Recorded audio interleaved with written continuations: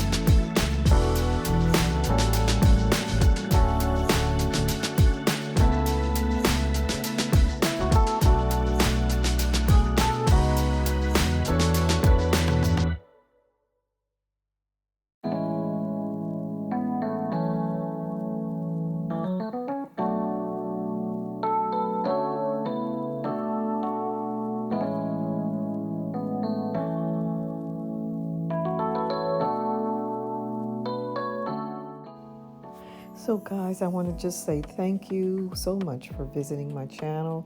If this happens to be your first time here, welcome. I'm so glad to have had you here. And if you have not subscribed yet, I suggest you do so. I upload a video every Tuesday with a different theme. I really love to create these tablescapes and share them along with you, so I don't want you to miss out on any of the uploads that will be coming up soon. And I just want to say thank you once again to those that come out weekly to join me. And I am just so grateful for you. I don't know what else to say, but you have been faithful, and I'm so grateful to you. And I'm looking forward to seeing you on next week. So until next week, take care of yourselves and God bless.